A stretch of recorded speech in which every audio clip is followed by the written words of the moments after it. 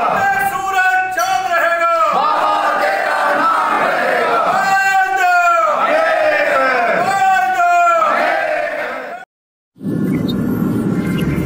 आप देख रहे हैं DCP news detective crime press. Block सभागार कालसी में महापंचायत का आयोजन। आपको बता दें, भारत संवैधानिक अधिकार संरक्षण मंच ने जौनसार पावर अनुसूचित जाति मूल निवासी प्रबुद्ध जन सम्मेलन का आयोजन किया, जिसमें दिल्ली से सुप्रीम कोर्ट के वकील भानु प्रताप सिंह मौजूद रहे। वहीं एडवोकेट धजवीर ने बताया कि हमें गर्व है कि भारत दुनिया का सबसे बड़ा लोकतंत्र है। आजादी के परवानों ने लंबे संघर्ष और बलिदान के बाद देश को गोरे लुटेरों से आजाद कराया। ब्रिटिश हुकूमत के चंगुल से आजाद होने और उनकी ज्यादतियों और जुल्म से मुक्त होने के बाद स्वतंत्र भारत में 26 जनवरी 1950 को गांधी, नेहरू, डॉक्टर अंबेडकर सरीके अनेकों पुरोधा महापुरुषों और देश के कोने कोने में आजादी का लक्ष्य हासिल होने की खुशी से ओतप्रोत लाखों स्वतंत्रता संग्राम सेनानियों, आम जनमानस ने मिलकर लंबे प्रयास तथा मंथन के बाद फूलों का सुंदर गुलदस्ता कहलाने वाला हमारा भारतीय संविधान तैयार कर इसे विधिवत रूप से लागू किया।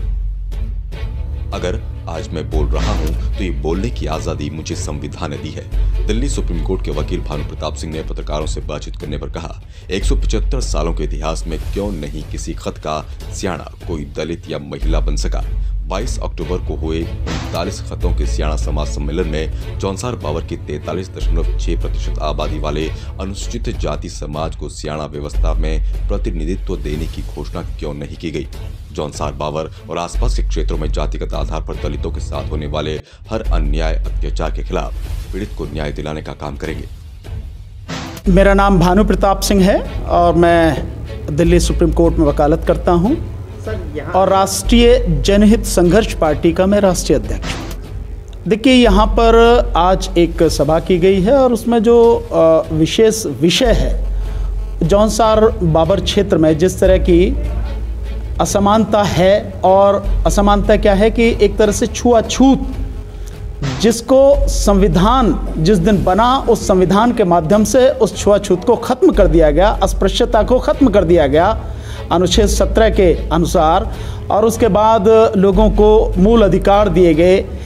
एक इंसान के रूप में एक व्यक्ति के क्या अधिकार होने चाहिए, एक नागरिक के क्या अधिकार होने चाहिए, वो सारे के सारे मूलभूत अधिकारों के रूप में संविधान में दिए गए। लेकिन 1950 में संविधान लागू होने के बाद और आज हम 2021 में हैं, 71 साल हो चुके हैं, और 71 साल बाद भी एक गलत परंपरा को, एक अस्पृश्यता को लागू किया जा रहा है, जानबूझकर लागू किया जा रहा है, उसे और मजबूत बनाने का प्रयास किया जा रहा है। उसके विरोध में ये सभा यहाँ पर है। इसमें मुझे आदरणीय दौलत कुंवर साहब की तरफ से इनवाइट किया गया उनके मंच के माध्यम से, और मैं इसमें उनका साथ देने के लिए यहाँ पर आया हूँ। नहीं, देखिए, सियाणा प्रथा जो यहाँ पर अपनाई जा रही है, उसमें क्या दिक्कत है कि अगर कोई पंचायत हो तो उसमें समाज के हर अंग से व्यक्ति आ जाए, महिलाओं से व्यक्ति आ जाए, महिलाएं भी उसमें शामिल हों, इसमें किसी को क्या दिक्कत हो सकती है और इसमें क्या गलत है? जब संविधान स्त्री को, पुरुष को, हर समाज को समानता का अधिकार देता है। हमारा जो कानून है, संविधान जो सबसे बड़ा कानून है, उसके अनुच्छेद 14 में कानून के समक्ष हर कोई समान है और कानून का समान संरक्षण हर किसी को प्राप्त है। और देश में जाति, धर्म, लिंग और स्थान, इसके आधार पर जो भेदभाव है उसको खत्म किया गया है। फिर क्यों ये सारी चीज़ें मानी जा रही हैं? रही आप ये जो कह रहे हैं लिखित में, यहाँ बहुत सी चीज़ें लिखित में नहीं होती। विशेषकर जो परंपराएं हैं, परंपराएं कहीं लिखित में नहीं हैं। परंपराएं मौखिक रूप से ही लागू की जाती हैं, मनवाई जाती हैं, मानी जाती हैं। ये सारी चीज़ें हैं। इसलिए जो भी कुछ हो रहा है वो गलत हो रहा है। क्या आपको अच्छा लगता है कि एक व्यक्ति आपकी ही तरह, हमारी तरह, सब लोग जब समान हैं, सब लोग इंसान हैं, उसे मंदिर में जाने से रोका जाए?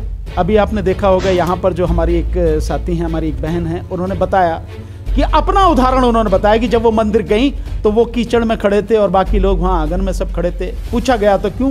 नहीं, इस पर कोई चर्चा नहीं करना, हम इस वजह से यहाँ। ये क्या है? ये चीज़ संविधान लागू हो गया, आज भी आप इंसान को इंसान मानने को तैयार नहीं। आज भी आप जाति के नाम पर, धर्म के नाम पर भेदभाव करते हैं। क्या यह सही है? जबकि इंसान इंसान में कहीं कोई फर्क नहीं है।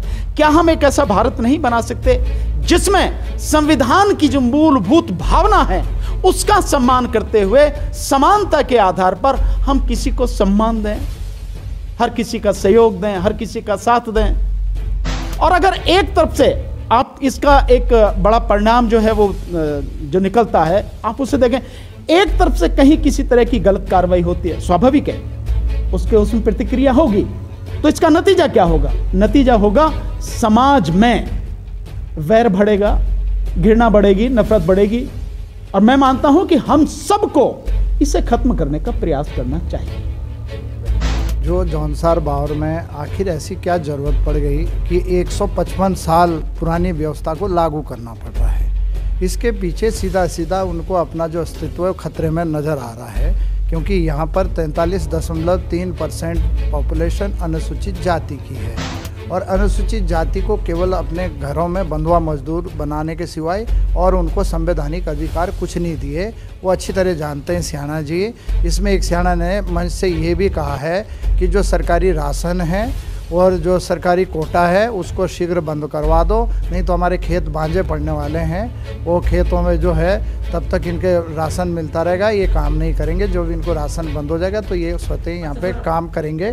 तो मेरा तो यही कहना है कि आज उनको पता चल जाएगा जो संविधान के खिलाफ काम कर रहे हैं जौनसार बावर में, ये प्रथा चलेगी नहीं।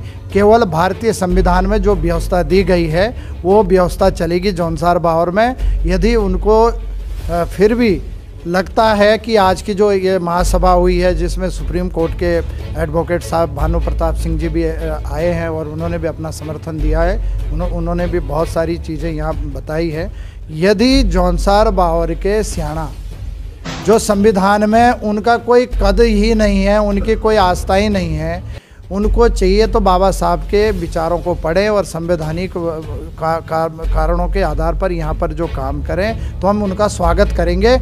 और जो सियाना प्रथा उन्होंने लागू करी, आज उसको इतना बड़ा समर्थन मिल गया है, उनके खिलाफ यहाँ पर जन सैलाब जो उभरा है। जिनको हमने बुलाया वो व्यक्ति बिल्कुल बावर से लेकर कोने कोने से आया है, वो सियाना प्रथा को ध्वस्त कर दिया है। जो उनकी मेहनत थी 22 तारीख को वो जीरो हो गई है। इसके लिए मैं आपके चैनल के माध्यम से बताना चाहता हूँ, ये ढोकसलेबाजी अब नहीं चलेगी। अब केवल पवित्र भारतीय संविधान में जो बाबा साहब अम्बेडकर जी ने व्यवस्था दी है वही यहाँ पर लागू होगी। इसके लिए आज हम वचनबद्ध हो गए, संविधान की कसम खा ली है।